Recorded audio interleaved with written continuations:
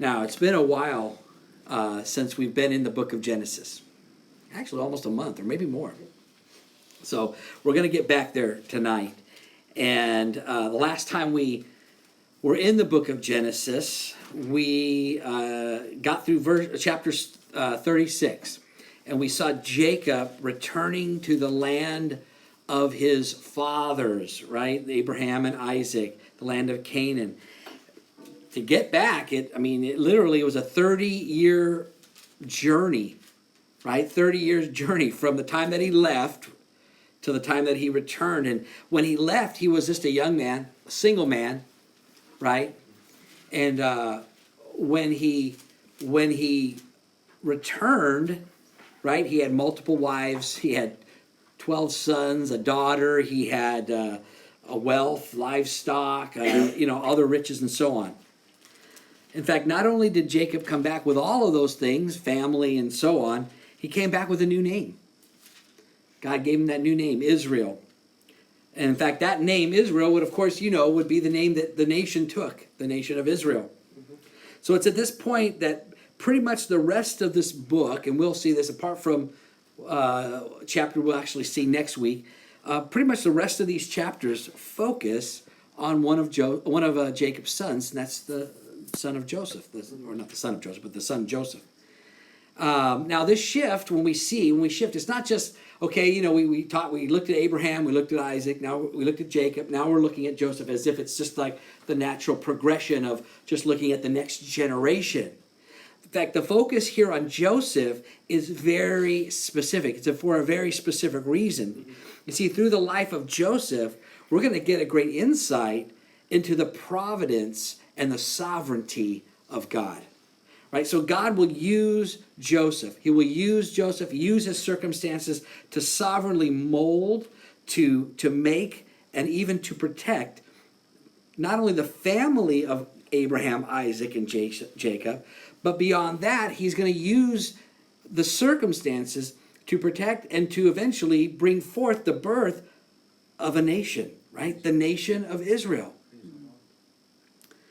And as well, along with the dawn of a nation, the nation of Israel, we'll also, through these scriptures, we'll get to see, as we have so many times, as we've been going through the book of Genesis, we'll get to see Jesus. We're going to get to see Jesus. See, Joseph serves in so many wonderful, so many beautiful ways as a type of Christ, as an example, as we could put forth to say, this is what Jesus is like. So, open your scriptures, Genesis chapter 37. And actually, there's so much here, and we're going to kind of use this chapter kind of as a preparatory to look at all the rest of the chapters in the book of Genesis. We're only going to be looking at one chapter tonight.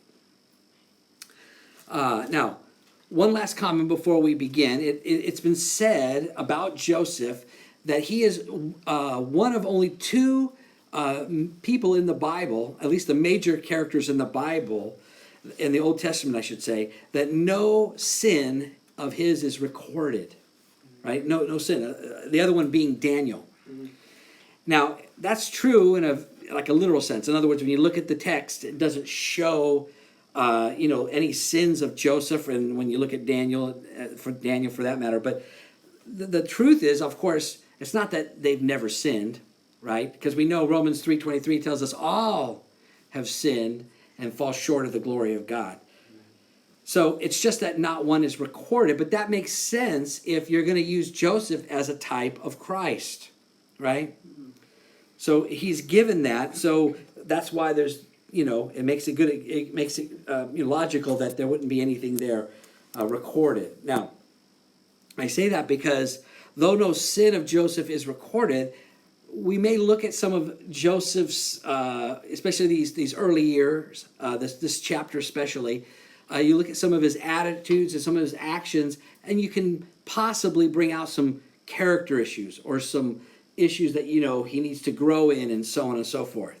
Now, that doesn't necessarily mean that you could take those same issues and character flaws or whatever, and you can apply those to Christ, right? Because no analogy, if you will, or no type of Christ is always going to be perfect.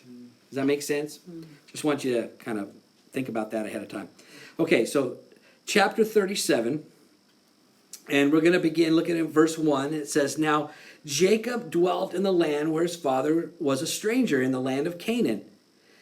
This is the history of Jacob. Joseph, being 17 years old, was feeding the flock with his brothers, and the lad was with the sons of Bilhah and the sons of Zilpah, his father's wives, and Joseph brought a bad report of them to his father."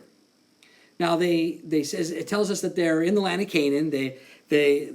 Joseph, along with his brothers, followed in the family kind of business, if you will. They were shepherds. They were taking care of the flock, right? And it tells us at the end of verse 2 that Joseph brought a bad report to his father of his brothers. Now, we're not told specifically why he brought this report. Now, some commentators will say, well, Joseph being 17, kind of a teenager, impetuous kind of a guy, rash, maybe in a sense was grassing up his brothers, right? It's like snitching on his brothers, kind of telling some tales, like, oh, look what happened. I'm gonna tell Dad, kind of a thing. That may be the case. Other scholars I've actually heard and read and taught, heard them say that Joseph, being a type of Christ, was actually acting righteously. In other words, speaking the truth about some situation, no matter what the consequence to himself. Now, if I were to, say where I kind of stand on this, I tend to think, as we will see kind of as we move forward, that Joseph had some, you might call it teenage impetuousness, that would manifest itself as we kind of read along through these passages. Now, having said that, I'm not saying necessarily that what Joseph was saying about his brothers was necessarily wrong. I'm sure his report was correct. And some even would go along to say maybe that was his job, that we'll kind of see why as we move forward, but that he was kind of placed there by his father to kind of watch his brothers, if you will. Now, I am saying this, though. Whether he was right or wrong or impetuous or not, listen, he being the younger brother, except for Benjamin, right? All of his brothers were older. There's a certain family dynamic at play, right? When you're the youngest. I'm the youngest of 9 siblings, right? So I understand the older sibling attitudes towards the youngest. Even in my early 20s, when I was the only, actually, of all my siblings, I was the only one following the Lord, right? I was the only one. Some of them were Christians, but they weren't following the Lord. The rest of them weren't even Christians. And me being, quote unquote, the baby of the family. That's what they used to call me. Oh, this is my baby brother, right? That kind of a terminology. That's the way they saw me, right? So it was almost impossible when I would want to share with them about the Lord. It was kind of almost impossible with me being the baby brother to come to them and go hey, you need to, think about what you're doing, blah, blah, blah, blah. You need Jesus. What do you know? You're the baby brother kind of a thing. Now, I say almost because the Lord obviously in that whole situation brought about some divine conversations, and God worked in the heart as I prayed as I just sought the Lord for my family. One by one, they just started coming to the Lord. And I can say that of all 9 of us, is maybe all but one is following the Lord. So and we're still praying for that one. So, the Lord can still work. But here, Joseph, whether wisely or unwisely, we can't say for sure, he gives a bad report to his father about his brothers. And regardless of what was right or wrong, it does obviously appear to be the beginning of their attitude or their hatred for their younger brother. And it's going to come into play as the story moves along. Now, things get actually even worse. If you look at verse 3, it says, "Now Israel loved," that's Jacob, "Israel loved Joseph more than all his children because he was the son of his old age. Also, he made him a tunic of many colors." Now, it doesn't help Joseph that Jacob showed favoritism to Joseph, right? He showed him favoritism. He loved him more, right? In fact, it's so much so that he makes him a special tunic. It's really like a coat, right? The term many colors actually in the Hebrew is the term pak or pak. And it actually describes a very specific type of a coat. It's a type of a coat that's like long sleeved, if you will, and long in length. It would go down to like almost to his ankles, kind of a thing. And then that term, many colors, it describes like a kind of a patchwork, kind of multiple colors, different pieces placed together. But the idea of long sleeves, some scholars would actually even say that kind of a coat would it be the coat, that long sleeve type of a coat, would be the coat that the one in charge would wear, right? So that kind of, we talked about it in just a few minutes ago, that maybe he was actually placed in charge. We're not really told, but that would make sense if that's the case. He's wearing the coat, he's given the reports, that kind of a thing. But even if it didn't mean Joseph was in charge, it certainly, think about it, right? And put a giant multicolored target on your back, putting Joseph in that position. And Joseph would like literally stand out like a sore thumb, right? Anytime you see him, he's like, that's Joseph. That's Dad's favorite. That's that coated guy, that kid, that punk, whatever, that's how his brothers, saw him. And it didn't sit well with him. Look at verse 4. It says, but when his brothers saw that their father loved him more than all his brothers, they hated him and could not speak peaceably to him. Listen, these guys already showed their character in previous incidences and situations. You remember the incident with Shechem, right? Where their sister was raped, and so they got revenge. They duped the men of Shechem.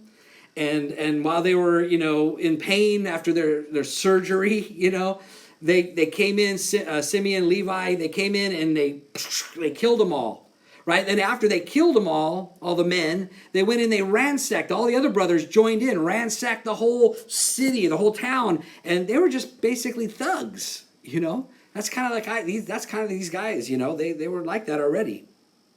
Now, this move by Jacob then doesn't seem like then a real wise one, at least not on behalf of his own son Joseph.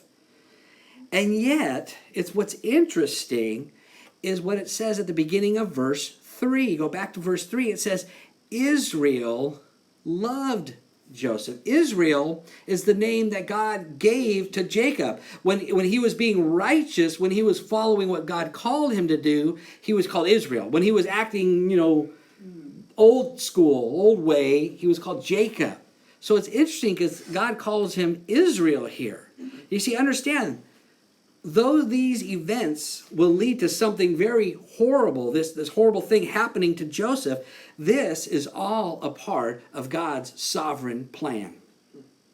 And of course, we will see it. We know we got the whole book, right? So we'll see it in the end. But it's hard if you're just reading it for the first time to see how this is all part of God's plan. How is this God working? But see, God had a plan to birth a nation. See, right now, this is just a family, just a group, a family. And might I add, quite a dysfunctional family. Right? Reuben, the oldest, is sleeping with his father's concubine. I mean, we got brothers killing other people. I mean, it's just now they're hating their youngest brother. This is you talk about bad families, like,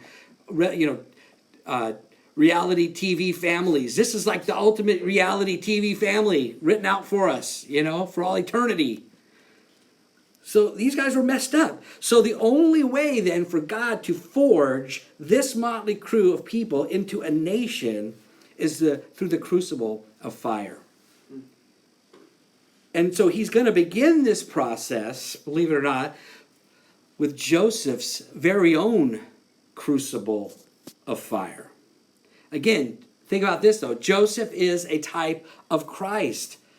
So in that picture that we have of Joseph, he represents Christ. Christ suffered for us, right? He suffered for us that we might be forged into the body of Christ. Amen. It took that kind of a fire of trial of fire to forge us into something, right? And then subsequently, the Bible tells us, and we know from our own experience, that we go through trials. And those trials are what God uses to forge us, or forge within us, the character of the image of Christ within our lives. Amen. And even beyond that, those trials, you think about like when you have persecution for the church, what does the church do? They huddle together, right? They come together and they get stronger, right? So the trial of fire, the trials that God allows, the circumstances that he allows, is what he uses to forge together, to solidify, to bring together something that wasn't there to begin with. Amen. That's what we see about to happen, about to start with Joseph and with this family. Verse 5. Now Joseph had a dream. It gets worse, right? And he told it to his brothers, and they hated him even more. Bad to worse, right? So they asked him, well, all right, what's the dream? And he says to them, please hear this dream which I have dreamed. There were binding sheaves in the field. There we were, binding sheaves in the field.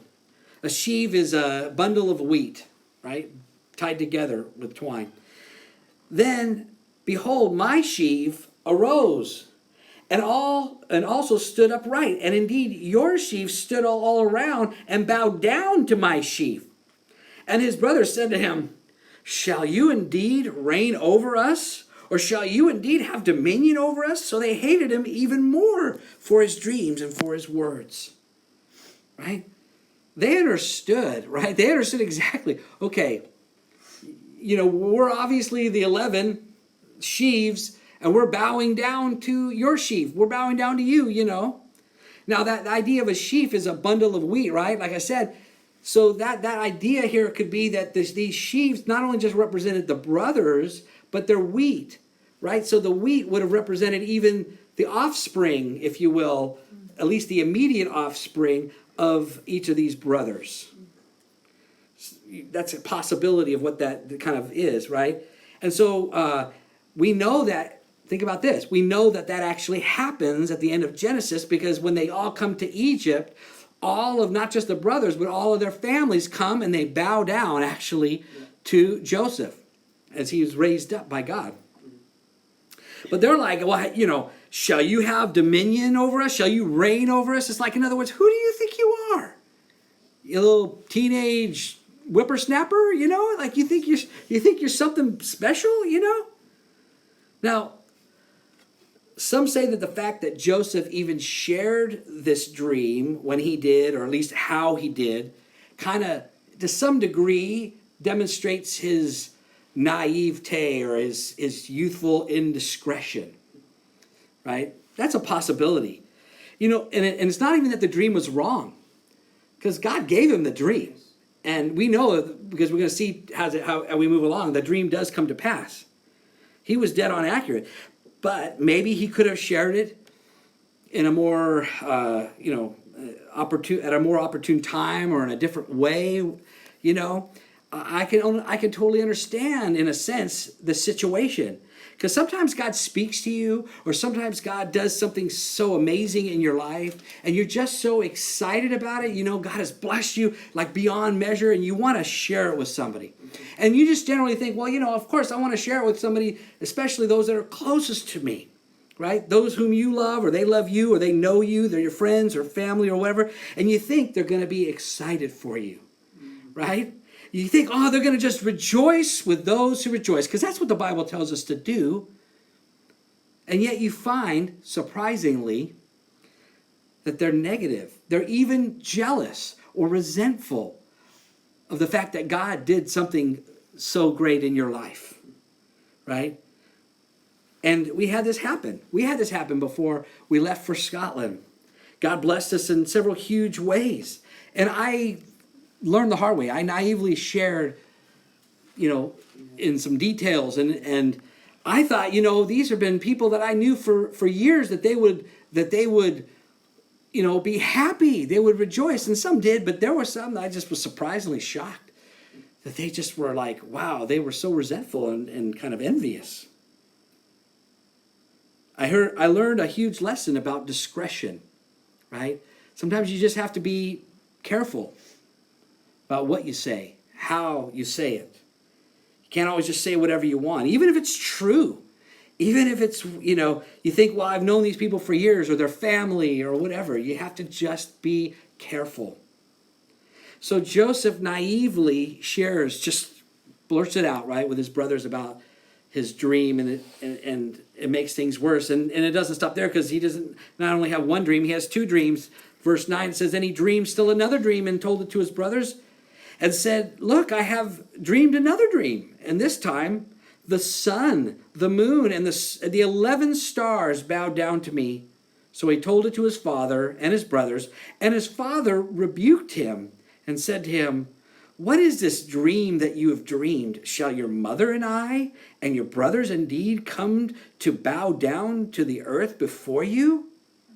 And his brothers envied him, but his father kept the matter in mind.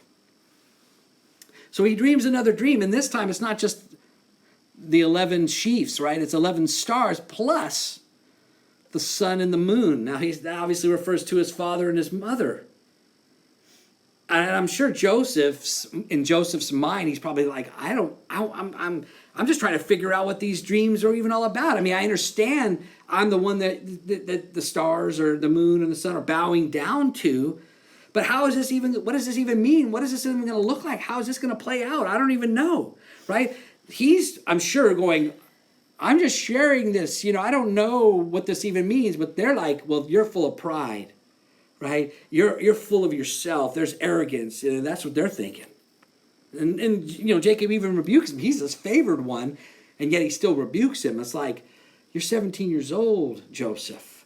This is not the way it works. It's not what happens. And yet we know that God is foreshadowing what will take place in the future. We know that, right?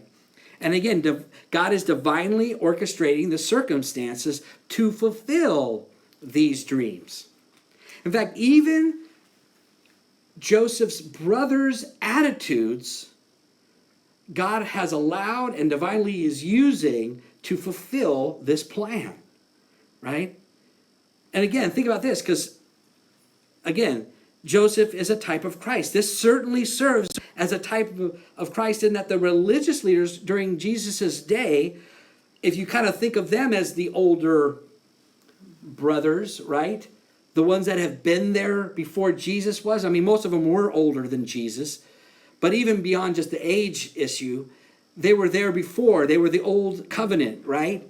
And they're looking at Jesus, and they're just not having it, right?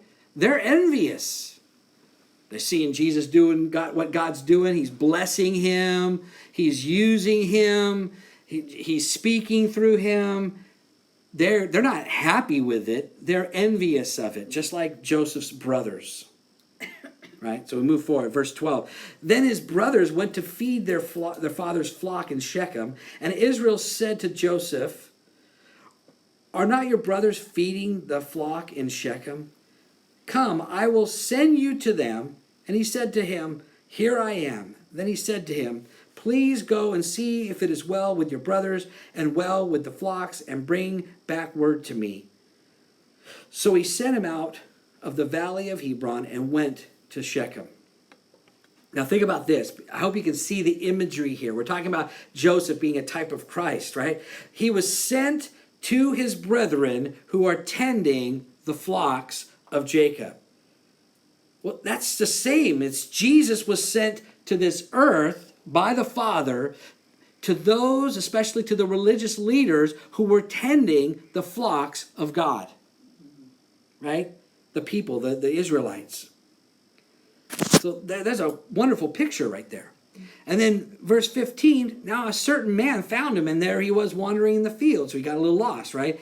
I mean, they were supposed to be in Shechem. It's not that he was lost. He knew where he was, but he just didn't know where his brothers were, right? And the man asked him, saying, what are you seeking? He said, I am seeking my brothers. Please tell me where they are feeding their flocks. And the man said, they have departed from here. For I heard them say, let us go to Dothan. So Joseph went after his brothers and found them in Dothan. Again, another picture foreshadowing what Luke 19:10, when Jesus says, for the Son of Man is come to seek and to save that which is lost. Amen. Joseph was now seeking those that weren't in the place that they were. They were lost in the sense that they were supposed to be in Shechem. Now they're in somewhere else, right? So that's a great foreshadowing as well.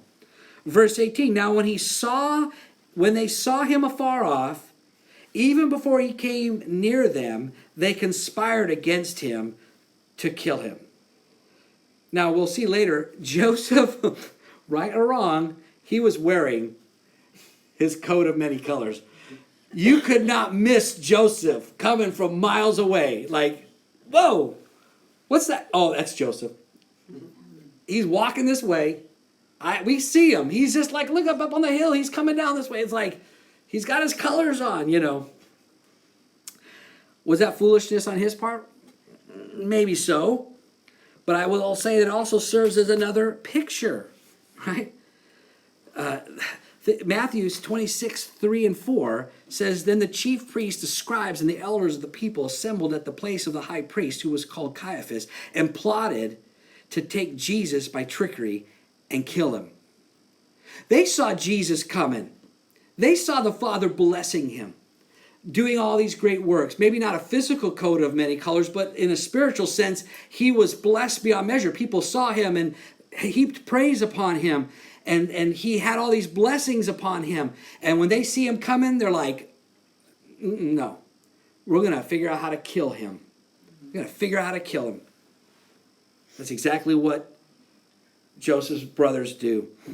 Verse 19, and then they said to one another, look, this dreamer is coming. Come, therefore, let us now kill him and cast him into some pit, and we shall say, oh, Dad, we don't know. Some wild beast has devoured him.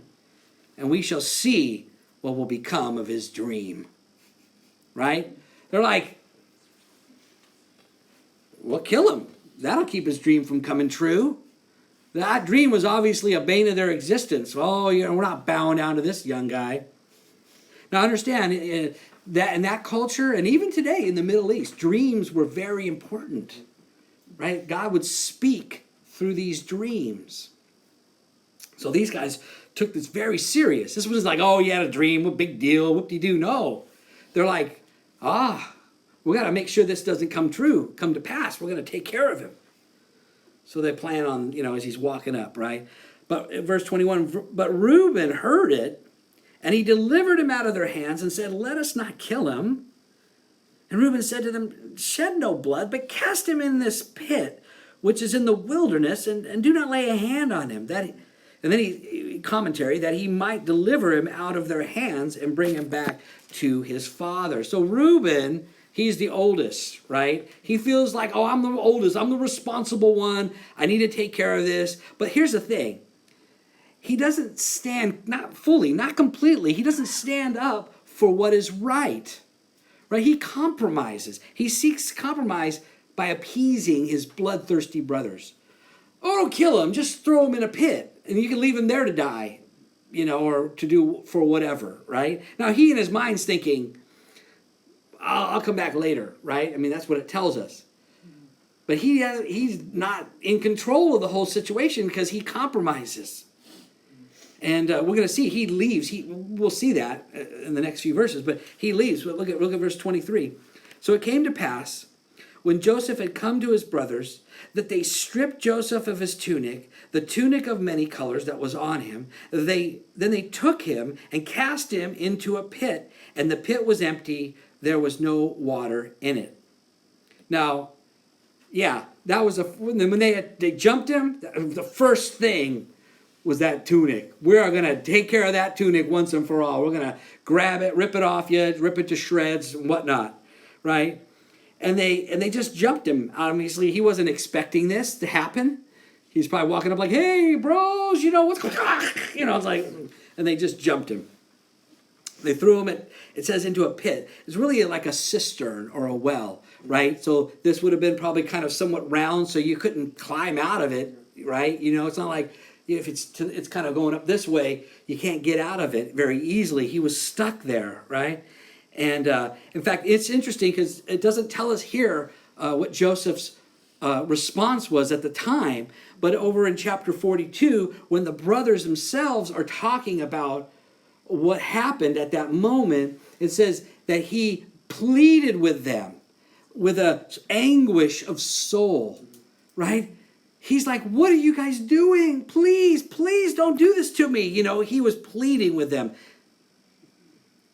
You can understand what Joseph must have been going through. Pleading to no avail. In fact, look at the harshness and the hard-heartedness of these guys. Verse 25, and then they sat down to eat a meal. It's like we just threw our brother into a pit to leave him there to die. And let's go eat. Then it says they lifted their eyes and looked, and there was a company of Ishmaelites coming from Gilead with their camels, bearing spices and balms and myrrh, and on their way to carry them down to Egypt. So Judah said to his brothers, what profit is there if we kill our brother and conceal his blood? Come and let us sell him to the Ishmaelites, and let not our hand be upon him, for he's our brother and our flesh. Come on, all right, let's, and his brothers listened. Judah was like, why do that? Let's make some money off of it, right? That's really, kind of heartless. Killing him would be okay, yeah, he's gone, but we don't get nothing for it. Let's sell him. At least we get a little profit for it, So they weren't going to, you can imagine for Joseph, he's like, this is going from bad to worse. Okay, first they're going to kill me, then they're not going to kill me, they're just going to throw me in this pit. Now I'm being sold into slavery by my own brothers. They were going to cart him off. It tells us they were heading towards Egypt. And I think about Joseph. He must have felt abandoned. He must have felt, think about it, he must have felt all alone.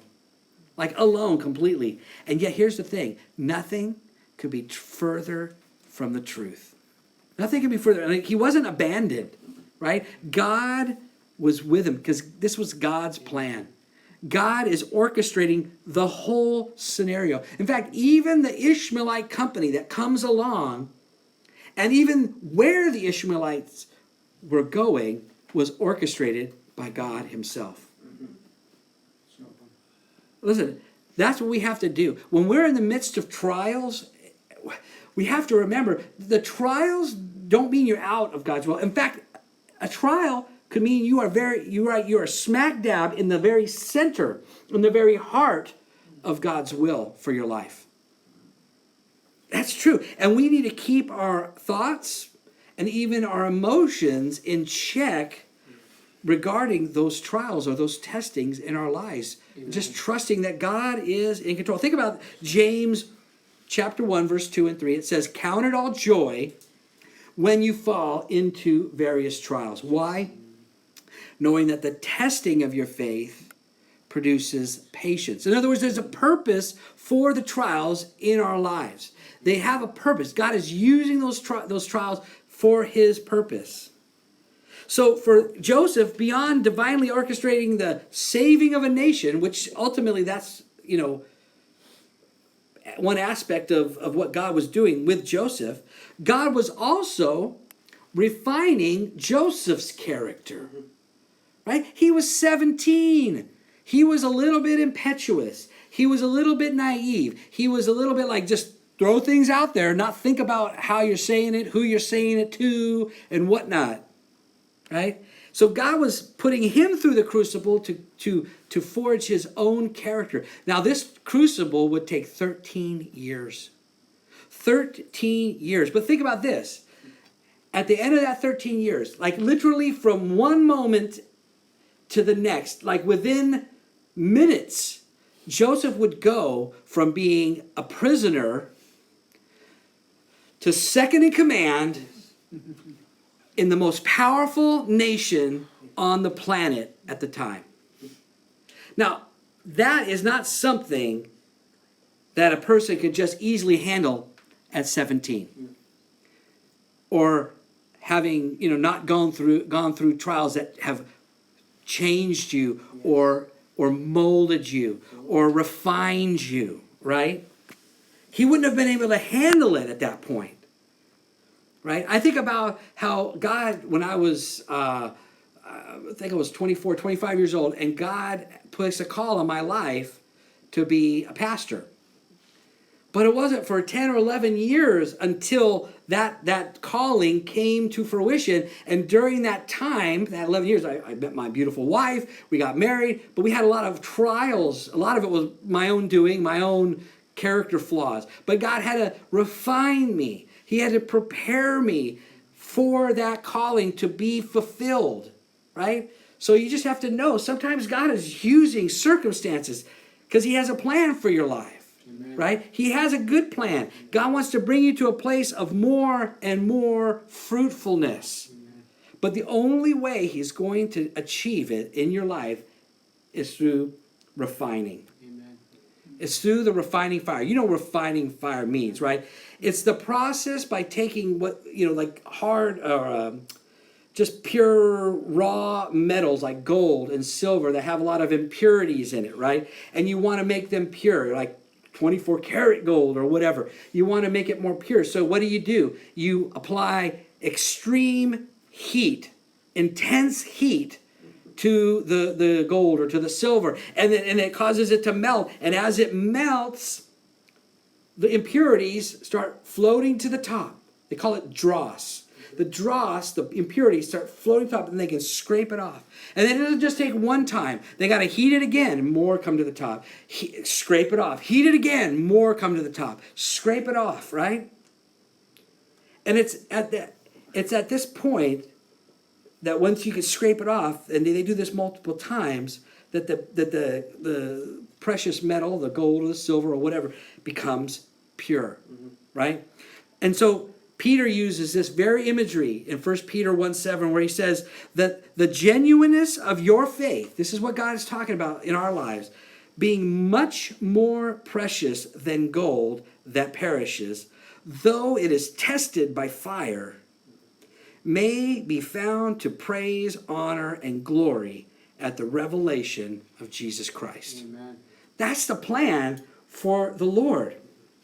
We all, every single one of us, must go through the refining process if we desire to see God use us to any great extent. In fact, even beyond being used by God, if we want to be like Jesus, in other words, if we want to allow God to do what he's called us to become, and that's to become conformed to the image of Jesus Christ, if we want to see that happen, it has to be through the crucible of trials, the refining fire of trials, to be more like Jesus.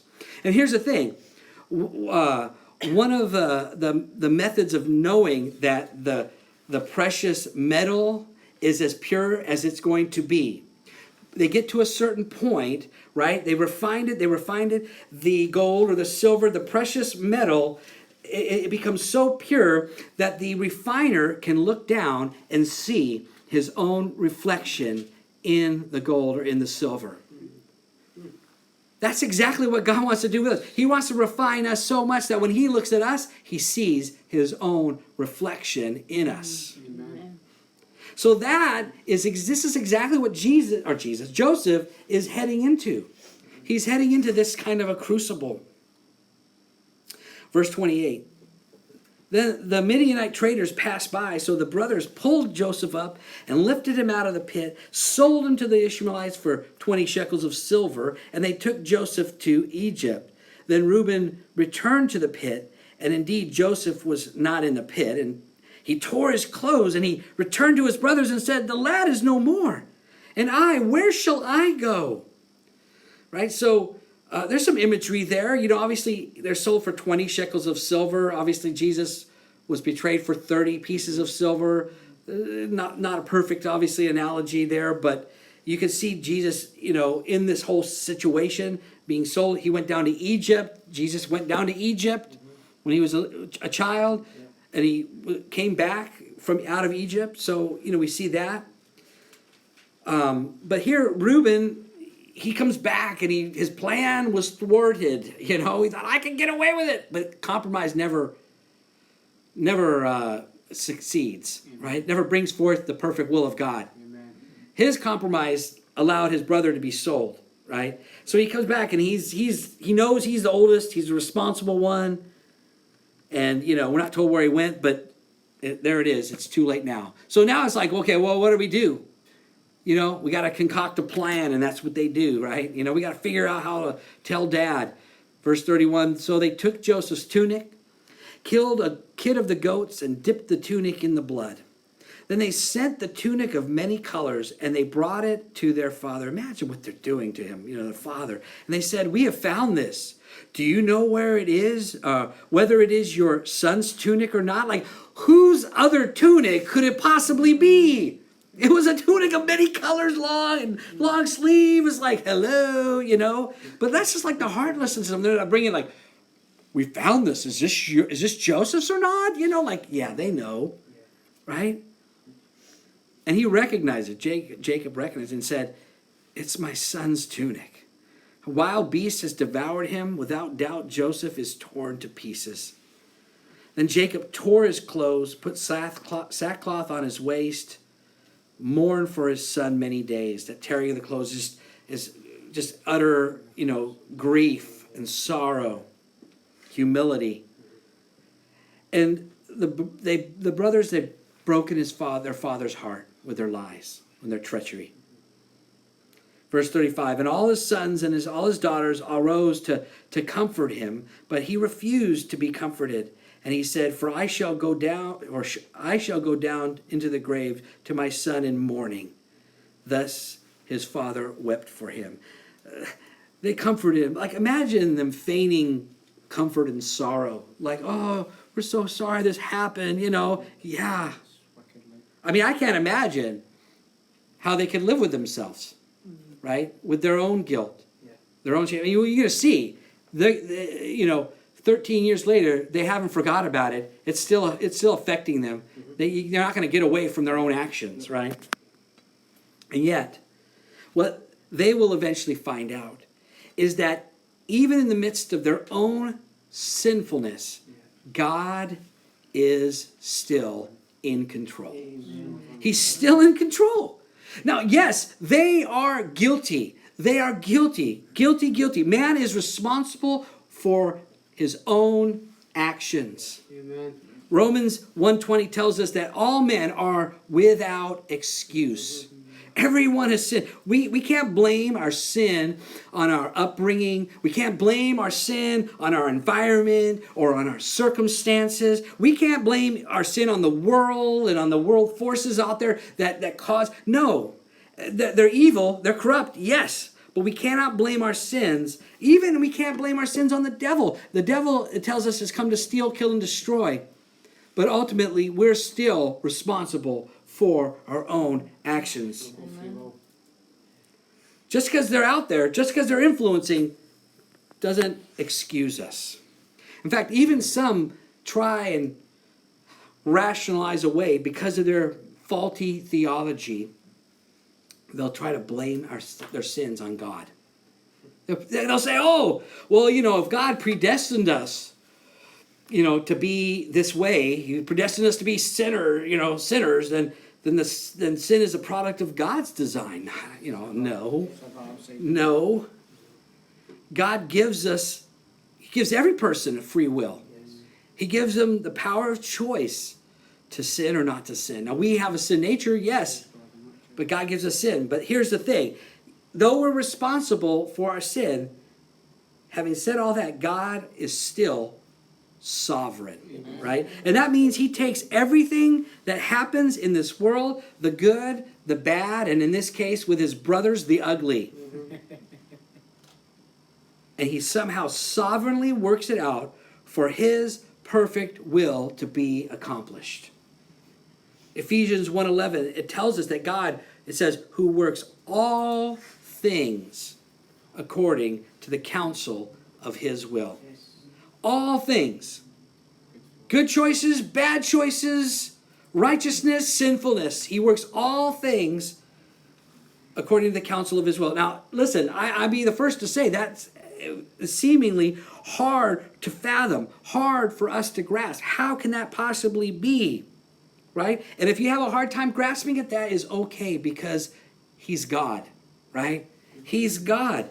In other words, God is infinite. And if God is an infinite God, then trying to understand an infinite God with our finite brains is impossible. It's impossible.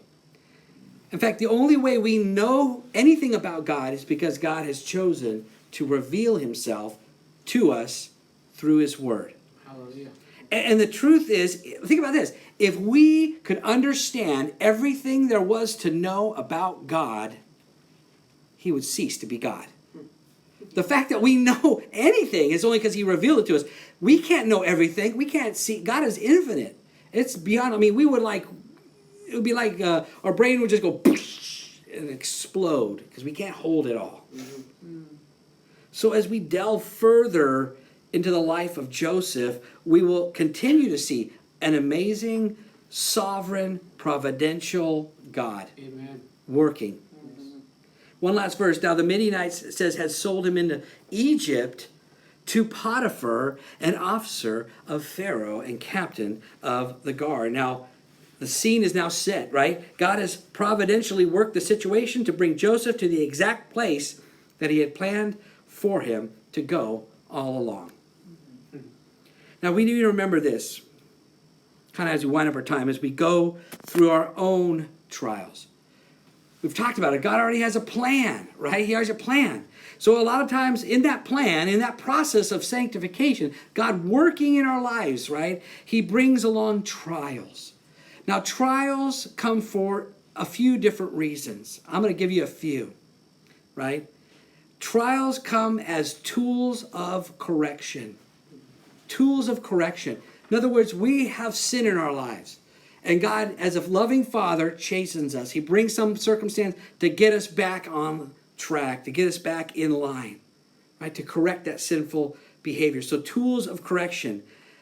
As well, trials come as tools of perfection, right? And that's the way most trials work in our lives. It, as we talked about, it refines our faith. It refines our character. So tools of correction, tools of perfection. But also God brings along trials as tools of direction, right? Because God, just like in this situation, God uses circumstances to move us in a certain direction, to get us to a certain place that he's wanted us to go. And he knows it's not going to happen unless we do it this way, and all of a sudden we see God work, and boom, there we are, right? Now it can happen a combination of one or two, or even a combination of all three in our lives. But ultimately, God has a plan. Hallelujah. God has a plan for each of our lives. That's a good plan, right? And our desire should be that we would want to follow him. That we would say, God, do that plan. Make it happen. Do that work in my life. And yes, if there's trials. Yes, if there's valleys. I don't like them. Nobody likes them. But they have a purpose and they have a plan. Allow God to do that work. So let's pray.